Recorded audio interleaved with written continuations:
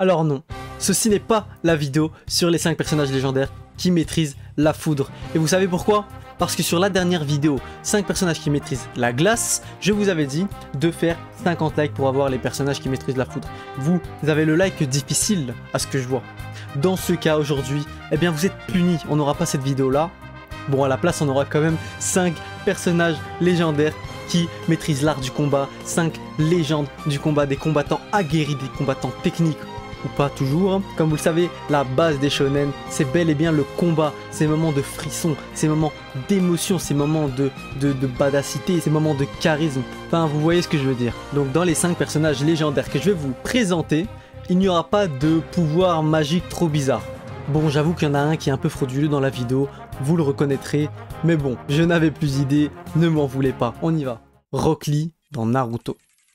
Alors on commence avec du très lourd. Dans l'univers de Naruto, savoir manipuler et gérer son chakra est extrêmement essentiel pour gérer un combat ou une mission. Mais il existe un personnage qui a su prouver que sans chakra, sans technique magique, sans rien de bizarre, on peut quand même être un bon ninja. Vous l'avez bien compris, je parle évidemment du GOAT ultime, Rock Lee. Traité de raté par son camarade Neji Hyuga le génie, Rock Lee lui avait préparé une technique assez puissante, les ouvertures des 5 portes avec ses lotus inversés, tout ça. Il a malheureusement dû déjà l'utiliser face à Gaara lors de l'examen de Chunin, et on peut le dire, Lee nous a tous impressionnés. N'oublions pas évidemment que Gaara était vu comme l'adversaire le plus violent, le plus terrifiant, le plus puissant de l'examen Chunin, celui qu'on ne voulait absolument pas affronter, et il a fallu que ça tombe sur Lee qui ne maîtrisait pas du tout le chakra, qui ne sait pas mal axer son chakra.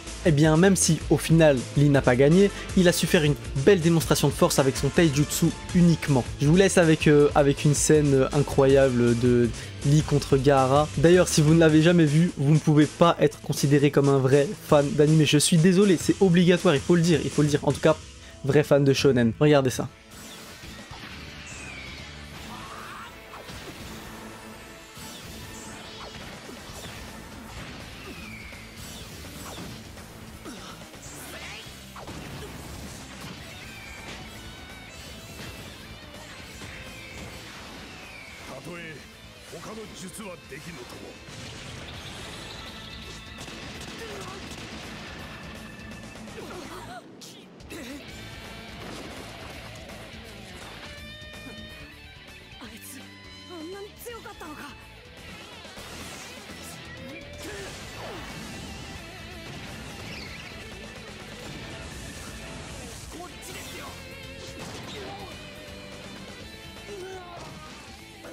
Sanosuke dans Kenshin le Vagabond. Les gars, dans cette vidéo, je cherchais absolument un bagarreur. Pas le plus fort de son œuvre, pas le plus fort tout court, pas le plus connu, et en tout cas, dans ma tête, je ne pouvais pas faire cette vidéo sans mettre ce personnage. Bien que Sanosuke possède un sabre, son Zanbato, il est surtout connu pour sa puissance de frappe monstrueux et son style de combat... Bien qu'il se soit battu au début de l'œuvre face à Kenshin Himura, le personnage principal de l'œuvre, il va finir par devenir un puissant allié loyal et sur qui on comptera tout le long de l'œuvre. N'oubliez pas qu'une nouvelle adaptation de Kenshin va sortir en juillet cet été, donc en 2023. Ça va remettre un peu les pendules à l'heure, ça va remettre Kenshin à sa place dans le game. Donc vous reverrez très bientôt ce personnage sur vos écrans. Retenez bien Sanosuke, celui qui a osé frapper Shishio, le grand méchant de l'œuvre Kenshin le Vagabond, Rurouni Kenshin. Regardez ça.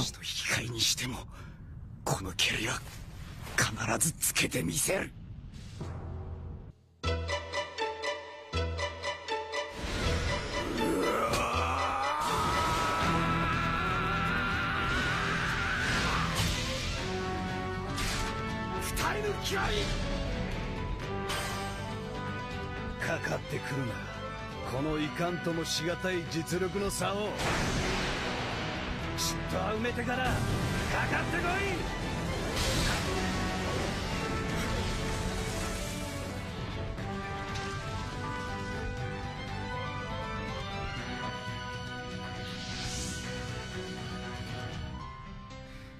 Saitama dans One Punch Man. Bon alors, celui-là, vous le connaissez très bien. Et d'ailleurs, quand je parlais de frauduleux, c'est de lui que je parlais. C'est un peu le Tarba qui se mélange avec les vrais combattants dans cette vidéo. Comme vous le savez, Saitama a obtenu une puissance de frappe monstrueuse, et pas que une puissance de frappe.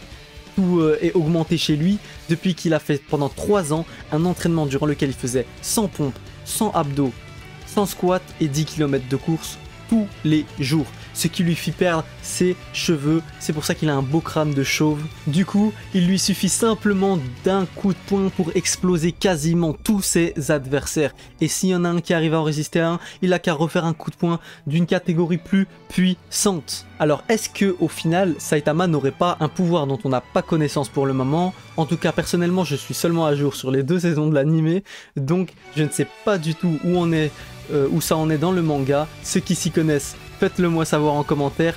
En tout cas, ce personnage mérite sa place dans cette vidéo parce qu'il combat à main nue. Il n'a pas de technique vraiment magique. Il n'a pas Enfin, vous avez compris.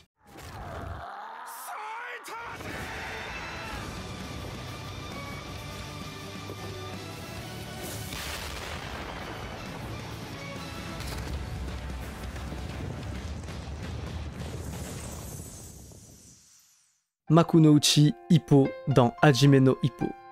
Le plus attachant de tous, Hippo, il est devenu une icône dans le manga de boxe actuel, sans oublier bien évidemment Jo dans Ashita no Jo, à qui on lance une marque de respect, bien que je préfère personnellement Hippo. Bon, après j'avoue, je n'ai jamais regardé ou lu Ashita no Jo, on va pas se mentir. Après des années de harcèlement scolaire, Hippo Makunouchi se fait finalement sauver par un boxeur poids lourd nommé Takamura, suite à quoi Hippo va gravir les échelons du monde de la boxe professionnelle. Sans vous spoiler évidemment. Il développe une boxe au corps à corps au vu de sa petite taille, de sa grande masse musculaire et de sa puissance de frappe hors du commun. Hippo va au fur et à mesure maîtriser des techniques très puissante. Je peux mentionner par exemple le Gazelle Punch ou évidemment le fameux Dempsey Roll, sa technique favorite. Et bien, malgré sa puissance infernale sur le ring, Hippo a toujours su rester humble en dehors et c'est ce qui en fait un personnage vraiment incroyable et attachant.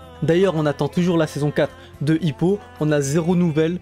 Moi ça commence à m'inquiéter. Surtout que c'est une œuvre qui est très suivie, qui a beaucoup de fans et ils ont énormément de chapitres. Ils pourraient faire un animé aussi long qu'One Piece. Mais bon, ceux qui croient encore à une suite à l'animé de Hippo sont les mêmes qui croient à une suite de l'animé Hunter x Hunter. Moi j'y crois. Bref, regardez Hippo à l'action.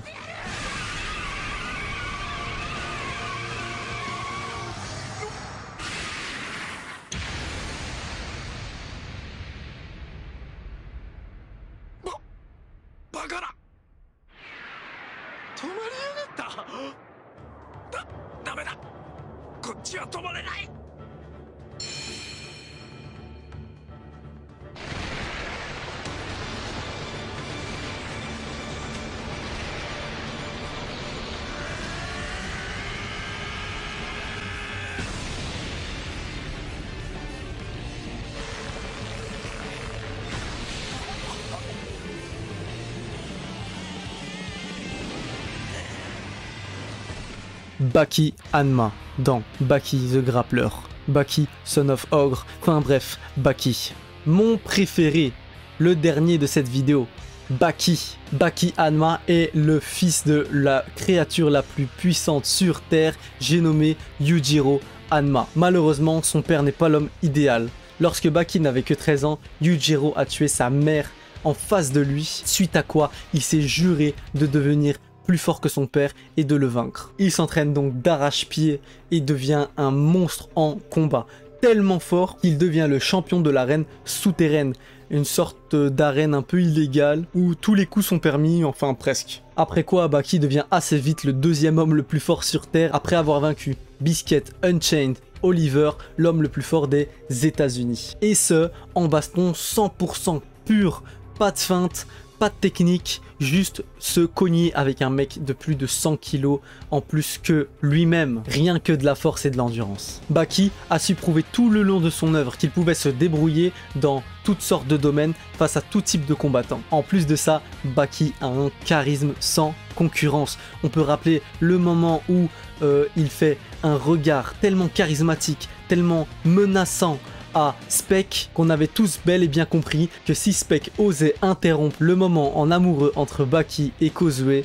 ça allait très mal se passer pour lui. Et certainement pire que ce qu'il a dû subir face à Hanayama. Bref, encore un truc pour vous montrer à quel point Baki est fort. Ce moment face au fils de Mohamed Ali, c'est-à-dire Mohamed Ali Jr., où Baki a failli le tuer et que Mohamed Ali, donc le vrai Mohamed Ali, est venu sauver son fils en interrompant le combat.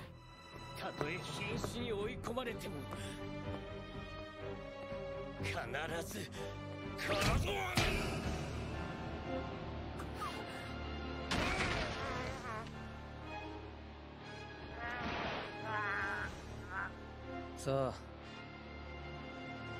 瀕死だぜ。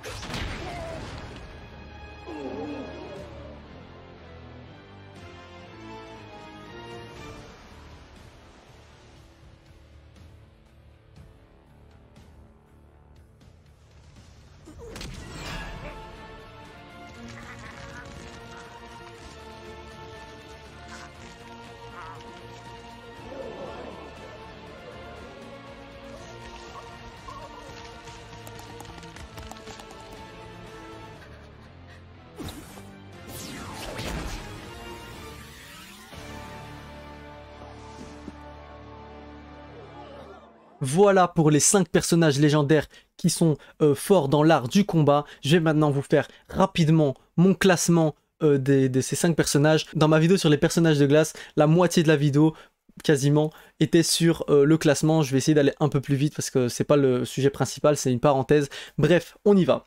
En 5e place, sans surprise, Sanosuke. Alors c'est un bagarreur, c'est un gars de la baston, mais face aux autres, il a aucune chance. En 4e place, Hippo Makunouchi. Il est très fort en boxe, mais il reste fort dans un cadre de boxe. Hippo ne pourrait pas gérer déjà contre Saitama, on le sait, contre Rock Lee évidemment, et puis Baki non plus en fait. C'est tellement évident, même si Hippo est très fort dans son œuvre, dans sa catégorie de poids. Alors en 3e place et en 2e place, on a Baki et Rock Lee. J'hésitais fortement entre ces deux-là parce que Baki, on sait qu'il est très rapide, on a pu le voir lors de l'entraînement à l'école, où il devait faire les tests pour savoir où est leur niveau. Donc je me demande si Baki aurait pu suivre la vitesse de Rock Lee, mais honnêtement ça m'étonnerait, ça reste autre chose. On sait que Rock Lee peut ouvrir les 8 portes et ça c'est quelque chose que à mon avis aucun personnage de Baki pourrait, même Yujiro hein, je pense pas, quoique j'en sais rien honnêtement, c'est pour ça que j'hésite entre les deux. Donc on va laisser Baki et Rock Lee tous les deux en 2e et 3e place. C'est assez flou, même si à mon avis il y a des gens qui n'ont aucun doute sur la victoire de Rock Lee et d'autres qui n'ont aucun doute sur la victoire de Baki. C'est pourquoi je les mets tous les deux en 2e et 3e place. Et en 1re place, pas de surprise, Saitama, cette fraude qui est vraiment dans cette vidéo en champion. C'est clairement pas lui le challenger. Après voilà, c'est sûr que on peut pas comparer un Saitama avec un Lee, un Baki, un Hippo ou un Sanosuke. C'est comme si je mettais un Sangoku face à Sanji par exemple. C'est incomparable. Mention spéciale pour Yujiro Hanma, pour Gai Sensei, pour Mikey dans Tokyo Revengers, ou encore Oma Tokita dans Kengan Ashura. Merci beaucoup d'avoir regardé cette vidéo jusqu'à la fin. N'hésitez pas à lâcher un petit like pour me donner de la force, parce que ça me ferait plaisir, en tout cas surtout si vous avez aimé cette vidéo. Abonnez-vous pour ne rien rater, activez la cloche. N'hésitez pas à me rejoindre sur les réseaux sociaux, ce serait très important. Et on se dit à très bientôt pour une prochaine vidéo. C'était Justin Sensei, ciao.